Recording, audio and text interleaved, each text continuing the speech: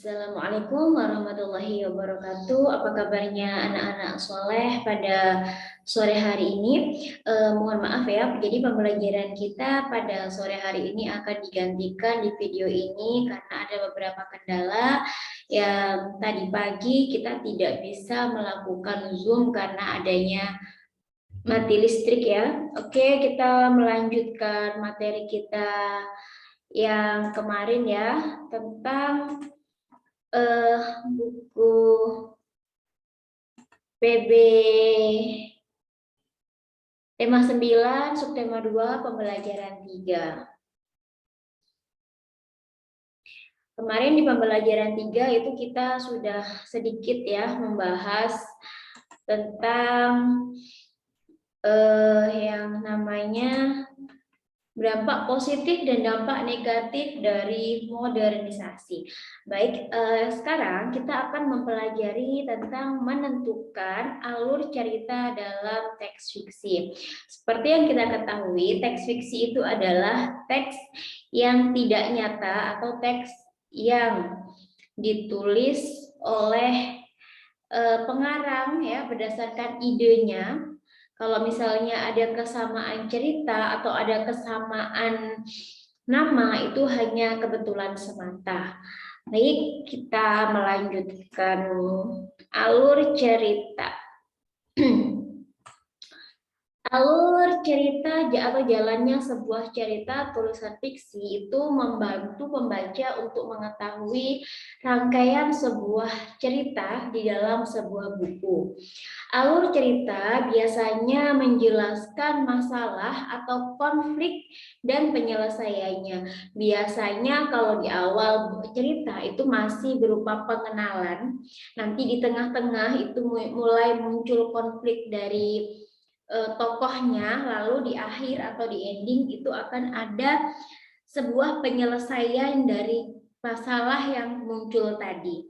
Nah, kita dapat menentukan alur cerita yang dialami oleh tokoh-tokohnya. Alur cerita yang dialami dapat dicermati lebih lanjut seperti kapan terjadinya peristiwa itu, di mana terjadinya peristiwa itu, dan mengapa peristiwa itu atau peristiwa tersebut dapat terjadi. Setelah itu, kita dapat mengetahui permasalahan apa yang terjadi dan bagaimana penyelesaiannya. Nah, biasanya alur cerita dalam sebuah cerita fiksi itu dibagi menjadi 3 bagian. Yang pertama adalah bagian awal. Di bagian awal ini biasanya berisi mengenai tokoh dan masalahnya, atau pengenalan tokoh dan masalah di awalnya. Bagian yang kedua adalah bagian tengah. Bagian tengah biasanya berisi tentang masalah dan konflik di dalam cerita tersebut. Yang terakhir ada di bagian ketiga, yaitu bagian akhir cerita. Bagian ini biasanya menceritakan penyelesaian masalah dari cerita tersebut.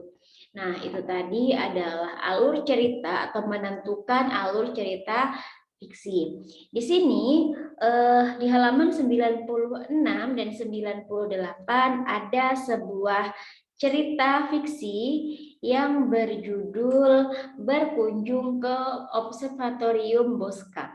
Jadi Ustazah akan membacakan ya. Hari ini rombongan siswa kelas 6 sekolah 5 tiba di lokasi Observatorium Bosca. Lokasi ini berada di Lembang, Bandung, Jawa Barat. Mereka sangat beruntung karena cuaca cukup cerah. Biasanya langit mendung dan gerimis sepanjang hari. Maklum, bulan Oktober biasanya memang musim hujan. Observatorium hanya membuka kunjungan pada bulan-bulan tertentu, yaitu bulan April hingga Oktober. Menurut para astronom yang ada di sana, bulan-bulan tersebut langit wilayah Indonesia cukup cerah untuk melihat gugusan bintang tanpa tertutup awan. Selamat siang adik-adik, selamat datang di Observatorium Bosca. sapa Kak Yani. Kak Yani adalah seorang mahasiswi ITB yang sedang melakukan penelitian di tempat itu. Wilayah observatorium memang wilayah penelitian para astronomi Indonesia. Hari ini saya akan memandu kalian untuk melihat benda-benda yang ada di sini, ucap Kak Yani. Rima dan teman-teman mendengarkan semua penjelasan yang diberikan. Rima dan teman-teman mengikuti rombongan dengan tertib. Mereka mencatat hal-hal menarik yang dijelaskan oleh Kak Yani. Rima melihat beberapa teleskop yang ada di Observatorium Bosca. Ia mencoba melihat gugusan bintang melalui salah satu teleskop. Rima berseru penuh kekaguman. Tiba-tiba mereka mendengar suara seseorang menangis. Rima dan teman-teman berhenti dan mencari asal suara itu. Kak Yani menghampiri asal suara. Kelihatannya suara itu berasal dari balik pintu.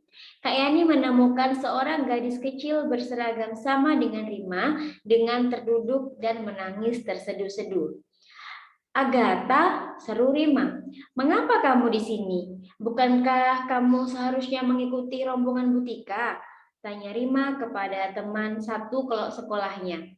Agatha memang tidak sekelas dengan Rima, tetapi mereka sama-sama siswa kelas 6. Agatha seharusnya mengikuti rombongan Butika, wali kelas mereka. Oh Rima, terima kasih telah menemukanku. Aku pikir aku tidak bisa kembali ke sekolah. Tadi aku pergi ke toilet dulu sebelum rombonganku berangkat. Karena terburu-buru, aku tidak sempat memberitahukan Butika dan teman-teman yang lainnya bahwa aku sedang ke toilet. Ketika aku kembali, mereka sudah tidak ada. Jelasnya. Jangan khawatir, Agatha. Kak Yani akan mengantarmu kembali ke rombonganmu ya. Kak Yani sudah menghubungi pemandu kelompokmu dan memberitahu kalau kamu berada di sini. Di sini juga aman kok, kamu tidak perlu khawatir, hibur Kak Yani. Terima kasih Kak Yani, lain kali aku harus memberitahu teman yang lain kalau aku sedang meninggalkan rombongan untuk keperluan tertentu, kata Agatha masih bersedih. Nah, setelah kita membaca cerita fiksi di atas, kita akan membuat alur cerita dari cerita fiksi tersebut. Di sini, judul dari cerita fiksinya adalah Observatory, berkunjung ke Observatorium Bosca. Di awal itu ada, di cerita awal atau di fiksi awal itu ada permasalahan atau pengenalannya, yaitu rombongan siswa kelas 6 sekolah Rima melakukan kunjungan observatorium ke Bosca. Nah, di tengah-tengah mereka melihat benda-benda yang ada di sana dipandu oleh Kak Yani, mahasiswa ITB.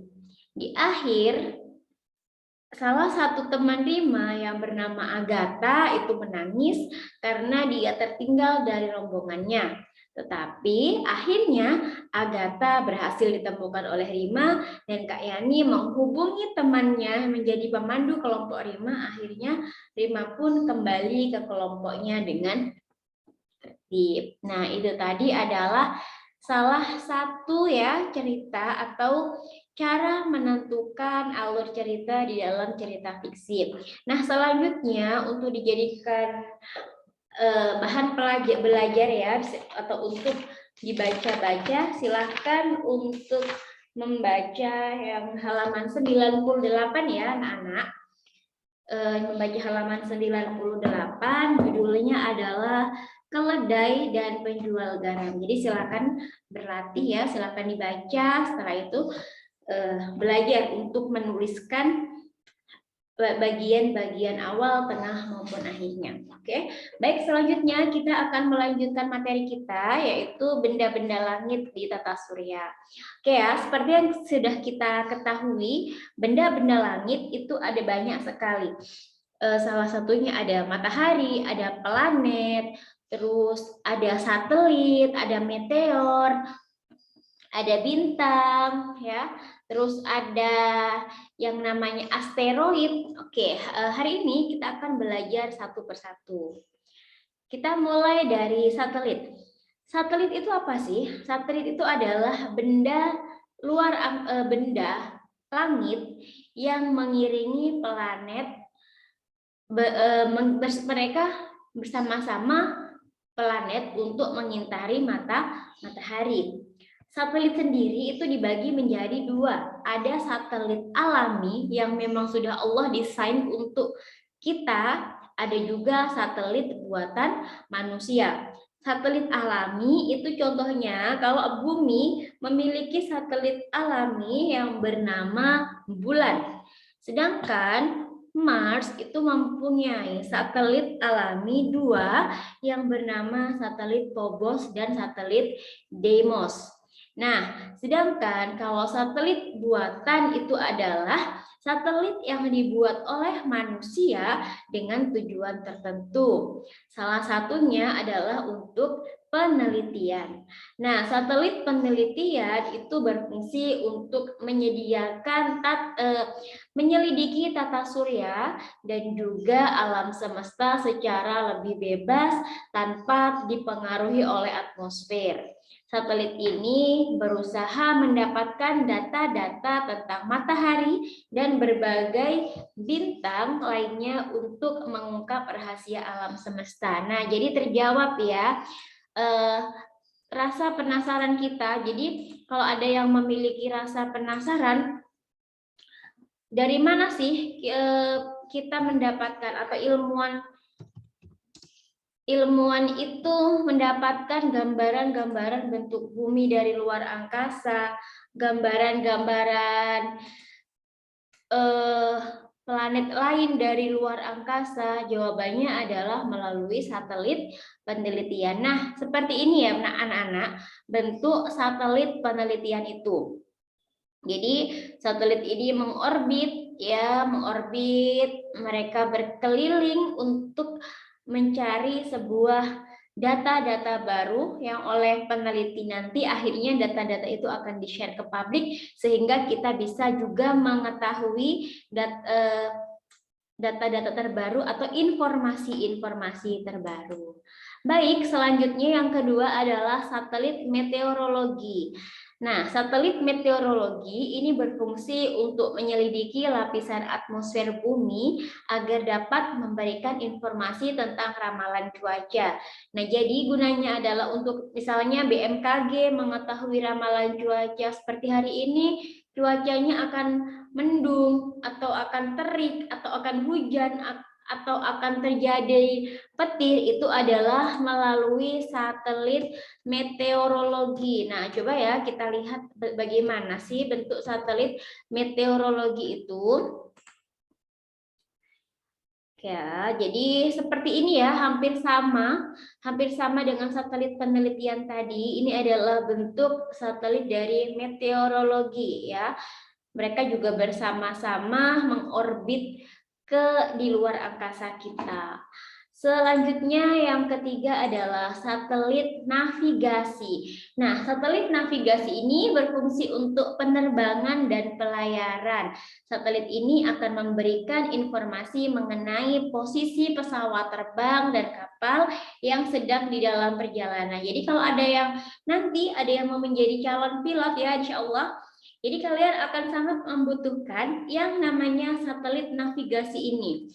Jadi satelit navigasi ini kalau ada yang bertanya, Ustazah, bagaimana pesawat itu lalu lintasnya? Apakah di sana itu ada traffic light-nya seperti yang di darat atau bagaimana posisinya? Ya, jadi melalui satelit navigasi ini lalu lintas pesawat itu diatur sehingga tidak terjadi tabrakan antara satu pesawat dengan pesawat yang lainnya. Karena dapat kita ketahui sebenarnya lalu lintas di atas itu juga sangat padat sama dengan lalu lintas yang ada di darat. Karena adanya satelit navigasi yang mengatur jalannya atau jalannya pesawat satu dengan pesawat yang lainnya terjadi akhirnya terhindarilah bencana kecelakaan itu. Yang kelima ada satelit survei daya alam.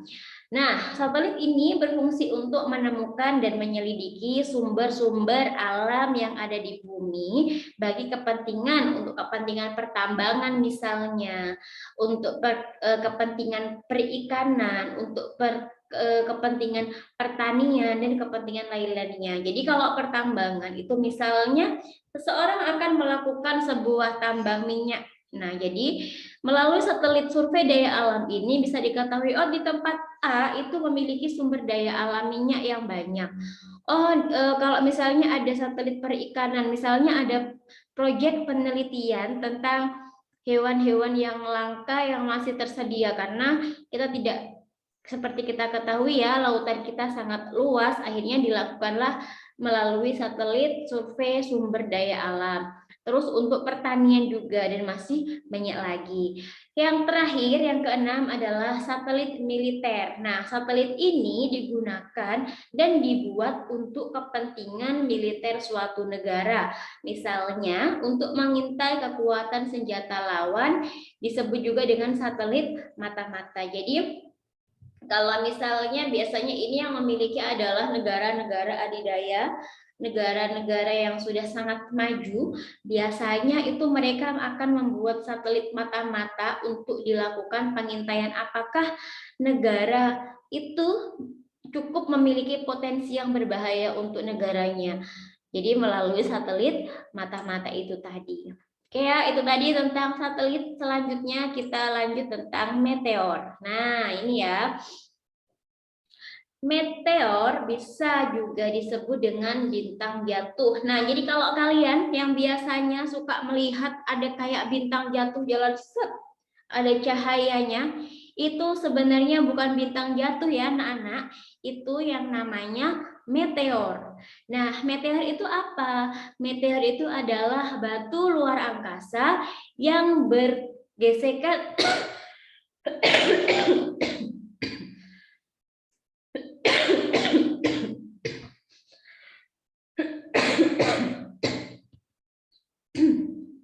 maaf ya, kita lanjut. Meteor itu adalah batu luar angkasa yang bergesekan dengan atmosfer bumi sehingga menimbulkan percikan api. Nah, jadi yang kalian lihat seperti ada cahaya, ada percikan api, atau ada cahaya yang menyala, itu bukan bintang jatuh, itu sebenarnya adalah meteor ya. Itu adalah meteor, dan percikan api itu akibat adanya gesekan dari batu meteor tadi dengan atmosfer kita sehingga menimbulkan percikan api yang tampak bercahaya. Meteor tampak dari kejauhan seperti bintang jatuh yang bercahaya. Maka dari itu, meteor itu orang-orang lebih mengenalnya dengan sebutan bintang jatuh. Nah, meteorit. Nah, kalau masih belum jatuh ke bumi, masih menjadi benda luar angkasa, itu namanya meteor. Sedangkan kalau dia sudah mencapai bumi, jadi berbeda dengan meteor, berbeda dengan meteorit ya. Meteorit itu adalah batu luar angkasa yang masih berada di luar angkasa. Ia bergerak dengan kecepatan yang tinggi tanpa orbit sehingga mudah jatuh ke planet lain, entah itu ke bumi, entah itu ke Merkurius, ke Venus, ke Mars, ke Jupiter dan lain sebagainya, atau jatuh ke bulan bahkan karena tarikan gravitasi. Meteorit adalah batuan luar angkasa yang sudah mencapai. Jadi kalau meteoroid, maaf ya, kalau meteor tadi adalah batuan luar angkasa ya, yang bergesekan dengan atmosfer bumi, dia itu bisa terlihat dari bumi, itu adalah meteor. Kalau meteoroid ya, ada meteor, ada meteoroid dan ada meteorit, jangan sampai ketukar.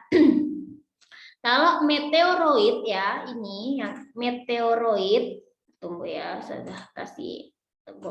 Kalau meteoroid itu adalah batu luar angkasa yang masih berada di luar angkasa. Jadi dia itu belum jatuh ke bumi kalau meteoroid ya, sehingga dia itu bisa jatuhnya kemana aja, ke planet lain atau bahkan ke satelit ya. Sedangkan kalau meteoroid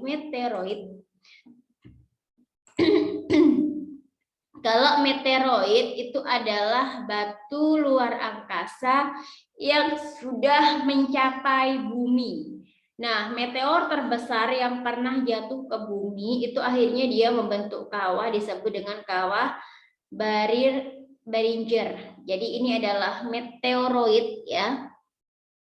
Ini dia masih berada mengambang di luar angkasa.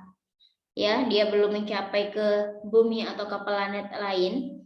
Ini adalah meteoroid yang sudah jadi batuan luar angkasa yang sudah jatuh ke bumi. Ini adalah kawah Barringer yang ada di Amerika, yang karena ukuran batunya besar atau ukuran batu meteoroidnya besar itu akhirnya membentuk kawah, dan ini adalah permukaan bulan yang terkena meteor. Nah, oke ya. Ini ya, Ustazah akan carikan gambar yang lain yang lebih jelas. Gambar meteor.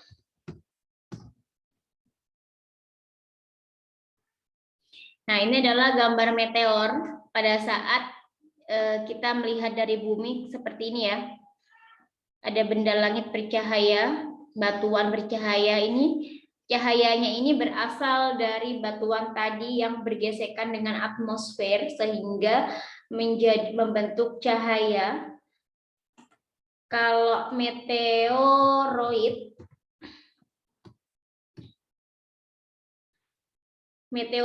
ini batunya ini dia masih berada di luar angkasa, masih melayang-layang di luar angkasa ya. Dia bisa jatuh di mana saja. Yang ini adalah meteoroid.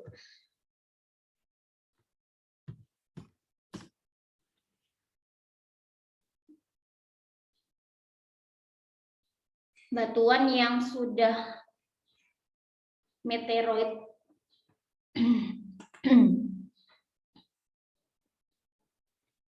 Meteorit.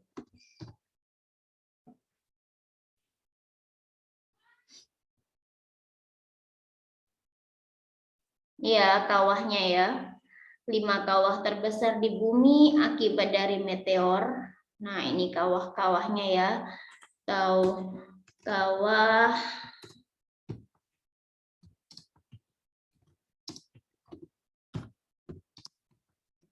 akibat meteor jatuh. Nah, ini adalah penampakan kawah akibat meteor jatuh tadi ya. Jadi cukup dalam batuan meteornya. Ini kawahnya segini besar, ini orangnya berdiri di sini, berarti sungguh luar biasa ya besarnya batuan itu tadi. Oke, kita lanjut. Asteroid. Asteroid atau planetoid adalah batuan luar angkasa, benda berukuran lebih kecil dari planet tetapi lebih besar dari meteorit. Jadi dia itu lebih kecil dari planet ukurannya tapi lebih besar dari meteoroid atau meteor. Asteroid banyak terdapat di antara Mars dan Jupiter. Nah, ini ya yang menjadi sabuk ya. Sabuk asteroid, kemarin masih ingat yang yang membedakan atau yang memisahkan antara planet dalam dan planet luar itu adalah sabuk asteroid ya. Jadi ini adalah bentuk batuannya.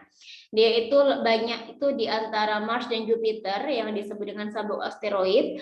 Ada di sabuk asteroid terdapat 4 asteroid yang paling besar yang pernah diteliti, yaitu yang bernama Ceres, asteroid Ceres, asteroid Vesta, asteroid Pallas, dan asteroid Hygiea. Nah, jadi ini kita lihat ya. Asteroid.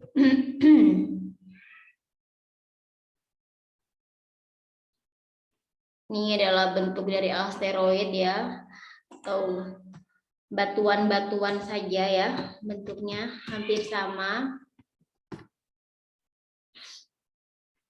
Nah, ini sedangkan kalau di sistem tata surya, ini adalah sabuk asteroid. yang memisahkan antara planet dalam dan planet luar di sini ya.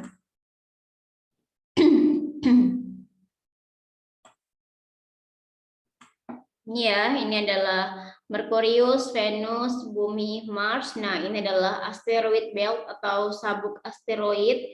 Lalu Jupiter, Saturnus, Uranus, Neptunus. Ya, Pluto sudah tidak ada ya sekarang.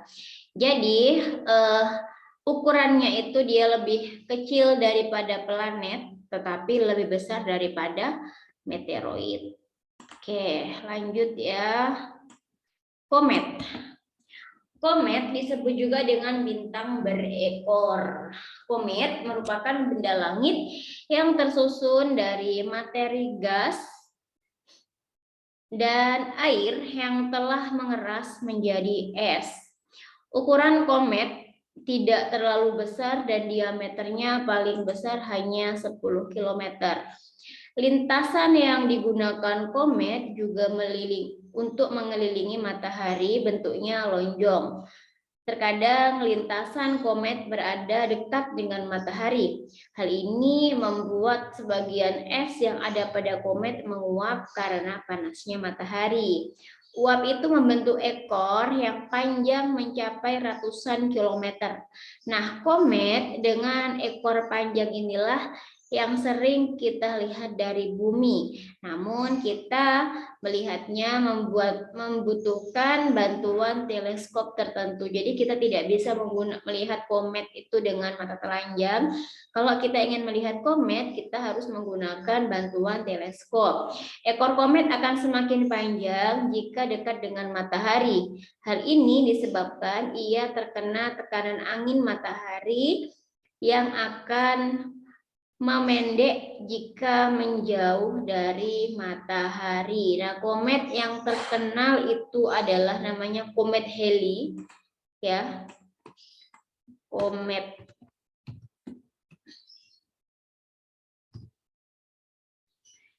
Halley itu adalah komet yang terkenal ya. Nah, seperti ini ya. Bentukan dari komet itu dia memiliki cahaya yang sangat panjang. Jadi kalau kita lihat tuh sangat indah ya dari bumi ya. Komet Halley. Jadi anak-anak juga bisa mencari info-info yang ada di YouTube ataupun buku ya. Ini adalah komet. Ya. Oke, yang terakhir ada bintang. Bintang adalah benda langit yang memiliki cahaya sendiri. Matahari adalah satu-satunya bintang yang ada di dalam tata surya kita. Di luar tata surya sangat banyak bintang lain yang jauh lebih besar daripada matahari. Bahkan bintang-bintang tersebut membentuk gugusan bintang yang disebut dengan galaksi. Jadi kalau malam hari kalian keluar rumah pada saat cuaca yang cerah, kalian akan menemukan cahaya-cahaya kecil di langit itu yang bernama bintang. Seperti yang kita ketahui, bintang itu jumlahnya sangat banyak sekali ya. Tetapi dan ukurannya pun sangat besar. Kenapa dia terlihat kecil atau tampak kecil? Karena lokasinya atau tempatnya itu terlalu jauh dengan bumi sehingga dia tampak menjadi kecil. Nah, itu tadi ya pembelajaran kita pada hari ini. Hari ini tidak ada tugas ya, insya Allah di pembelajaran selanjutnya atau di pembelajaran 4 kita akan melanjutkan Zoom ya. Kita akan melanjutkan Zoom, menjaga kesehatan ya nak ya. Kita doakan temannya yang sakit semoga segera sehat, yang sehat semoga tetap sehat dan menjaga kesehatannya dengan sebaik-baiknya, istirahat yang cukup, tidur yang cukup ya, tidak tidak bergadang, dan sebagainya. Oke, kita akhiri dengan mengucapkan hamdalah bersama-sama. Alhamdulillahirrabbilalamin. Baca istighfar 3 kali. Astagfirullahaladzim, astagfirullahaladzim, astagfirullahaladzim. Doa kafaratul majelis. Subhanakallahumma wa bihamdika asyhadu an la ilaha illa anta astaghfiruka wa atubu ilaik. Amin. Ada kurang lebihnya Ustazah mohon maaf. Wassalamualaikum warahmatullahi wabarakatuh.